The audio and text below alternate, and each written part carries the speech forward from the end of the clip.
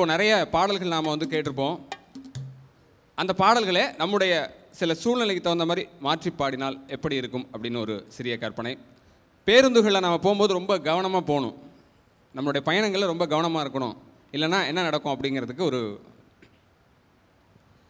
பஸ்ஸில் வரும் ஃபிகரே பஸ்ஸில் வரும் ஃபிகரே என் கண்கள் உன்னை சுற்றுதே,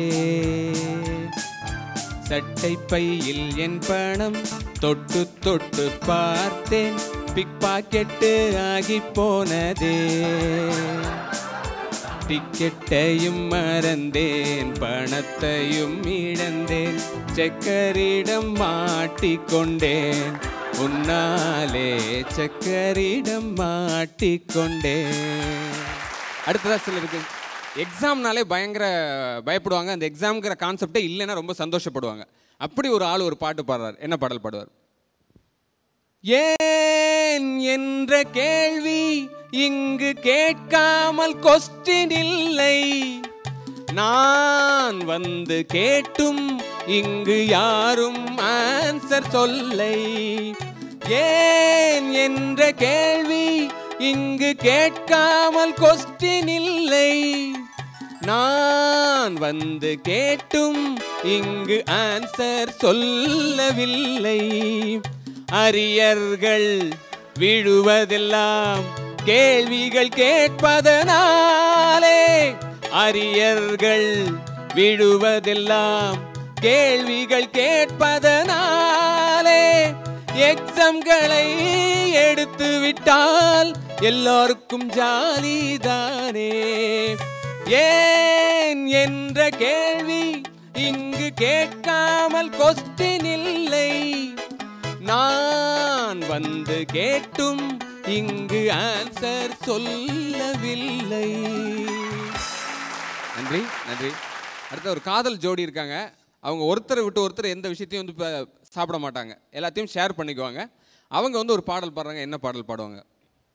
அவங்க கையில் வந்து ஒரு பிரெட் பாக்கெட் கிடைக்குது, அதை வச்சுட்டு அவங்க ஒரு பாட்டு பாடுறாங்க. என்ன பாடல் பாடுவாங்க? நீ பாதி நான் பாதி பன்னே, அருகில் நான் இன்றி தின்னாக்கா கொன்னே, நீ பாதி நான் பாதி பன்னே, அருகில் நான் இன்றி தின்னாக்கா கொன்னே, ஜாமில்லையே இங்கு டேஸ்ட் இல்லையே, ஜாம் நீயே, நீ பாதி நான் பாதி பன்னே, அருகில் நான் இன்றி நீ தின்னா கொன்னே. நன்றி நன்றி.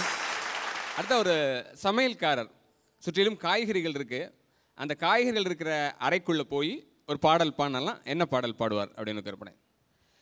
உன்னை அறிந்தால் நான் உன்னை அறிந்தால் மதியம் உணவாகலாம், வறுத்தாலும் பொரித்தாலும் நீ சுவையான சைடிஷ் ஆகலாம், உன்னை அறிந்தால் நான் உன்னை அறிந்தால் மதியம் உணவாகலாம், வறுத்தாலும் பொரித்தாலும் நீ சுவையான சைடிஷ் ஆகலாம்.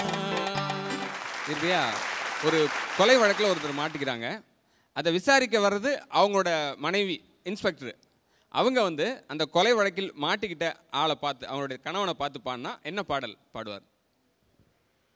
கொன்னது நீதானா சொல் சொல் சொல் என்னுயிரே, கொன்னது நீதானா சொல் சொல் சொல் என்னுயிரே, கொலை கேசுதானா